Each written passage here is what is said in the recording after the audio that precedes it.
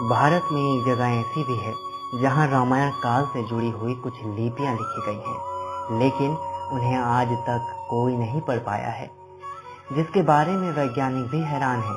साथ ही दुनिया भर से अलग अलग जगहों से भाषाओं पर शोध करने वाले वैज्ञानिक भी इन लिपियों को समझ नहीं पाए हैं। आखिर क्या लिखा है इन लिपियों में?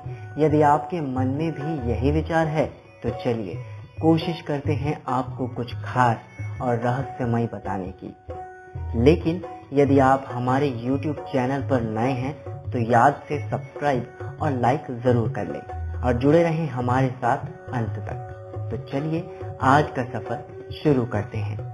यदि आप भारतीय हैं तो आप फिर चाहे भारत के किसी भी राज्य में रहते हो, यदि आपने रामायण के बारे में नहीं सुना या फिर नहीं पढ़ा तो आपको भारतीय होने का अधिकार नहीं, क्योंकि यह वह सत्य है जिसके बारे में कहा जाता है कि भारत के बच्चे बच्चे को इस महाग्रंथ के बारे में कुछ ना कुछ तो जरूर पता होगा।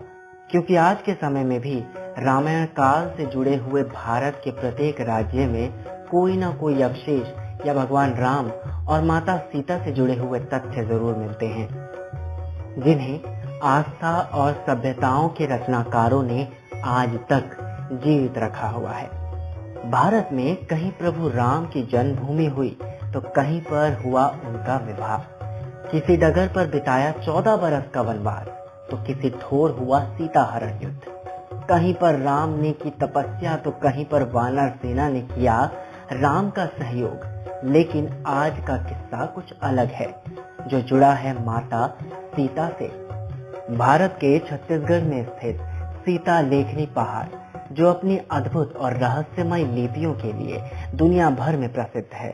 छत्तीसगढ़ के सूरजपुर जिले से तकरीबन 74 किलोमीटर की दूरी पर माहौली गांव में बताया जाता है कि रामायण काल से जुड़ी हुई एक प्राचीन पहाड़ी यहाँ मौजूद है, जहाँ पर रामायण काल से जुड़ी हुई कुछ लेखनियां लिखी गई हैं, जो देखने में काफी विचित्र लगती हैं।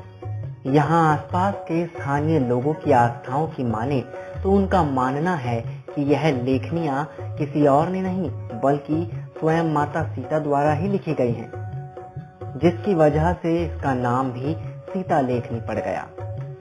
यहीं मौजूद एक बड़ी सी चट्टान पर एक बड़े से हाथ की आकृति भी देखने को मिलती है, जिसके बारे में कहा जाता है कि यह लक्ष्मण के हाथ के निशान है, जिसको लक्ष्मण पंजा के नाम से जाना जाता है। इस स्थान में मिलने वाले पत्थर आज भी सिंदूरी रंग के हैं, जिन्हें आसपास की महिला घिसकर उसमें से निकलने वाले लाल रंग को सिंदूर की जगह इस्तेमाल करती हैं। स्थानीय महिलाओं का कहना है कि यह उनके लिए माता सीता का वरदान है, जो उनकी सुहाग की लंबी आयु की कामना करता है। सीता लेखनी से मशहूर इन चट्टानों पर जो भी लिखा गया है उन्हें आज तक कोई भी नहीं समझ पाया, जिसके बाद राजकीय पुरातत्व विभाग ने यह अंदाजा लगाया कि यह एक विलुप्त हो चुकी शंख लिपि से भी ज्यादा पुरानी लिपि है, जिसको आज तक कोई नहीं समझ पाया है, और सरकार द्वारा इस जगह को सीता लक्ष्मण और राम वनगमन मार्ग कर दिया गया, जिसके बाद यह स्थान पर्यटकों के लिए एक विशेष आकर्षण का केंद्र बन गया। आपको बता दें कि शंख लिपि देवनागरी की लिपि से भी अधिक पुरानी है, जिसके बारे में आज तक किसी को नहीं मालूम।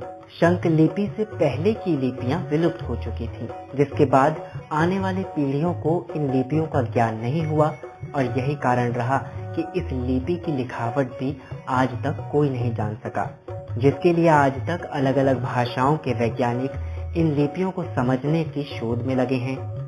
साथ ही स्थानीय लोगों का मानना है कि यहाँ पर राम, सीता और लक्ष्मण अपने वनवास के दौरान 108 दिनों तक रुके थे। इस स्थान पर काले रंग की चट्टानों पर शिवलिंग की 108 आकृतियां बनी हुई हैं। साथ ही एक मौजूदा गुफा में काली चट्टान पर भगवान शिव की मूर्ति भी मौजूद है, जिसमें भगवान राम हर दिन एक पत्थर पर शिवलिंग की आकृति बनाकर महादेव की पूजा करते थे। आस्थाओं के पुजारियों का मानना है कि जब वनवास के दौरान माता सीता, प्रभु राम और लक्ष्मण इस स्थान पर रुके तो आसपास के लोगों से उनकी भेंट हुई। वहां की महिलाएं माता सीता को काफी सम्मान दिया करती थी। कहा जाता है कि एक दिन माता सीता उन महिलाओं से मिलने उनके गांव गई, तब माता सीता ने देखा कि वहां की महिलाएं एक चट्टान पर पत्थर के टुकड़े से कुछ लिख रही हैं। उसके बाद माता सीता ने उन महिलाओं से पूछा कि आप क्या कर रही हैं?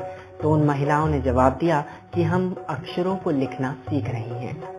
जिसके बाद वापस लौटने पर माता सीता ने लक्ष्मण से लिखना सीखने के बारे में पूछा और कहा, क्या तुम मुझे लिखना सिखा सकते हो? जिसके बाद लक्ष्मण ने माता सीता को इन चट्टानों पर लिखना सिखाया, लाल रंग के पत्थर से। कहा जाता है कि ये लिखाई वही है जिस दौरान माता सीता लिखना सीख रही थी। आस्था से जुड़े लोगों का मानना है कि माता सीता ने लिखना सीखने के लिए इन चट्टानों का इस्तेमाल किया और आज भी इन चट्टानों को अमर बना दिया और इसके अवशेष आज इन पहाड़ियों पर देखने को मिलते हैं। लेकिन विद्वानों ने इसको सच नहीं माना है, क्योंकि यह एक लोक कथा है। जीवन का वृतांत स्वरूप ही तो ये लोक कथाएं बयां करती हैं, जिसमें समाया है आस्था और जीवन का केंद्र।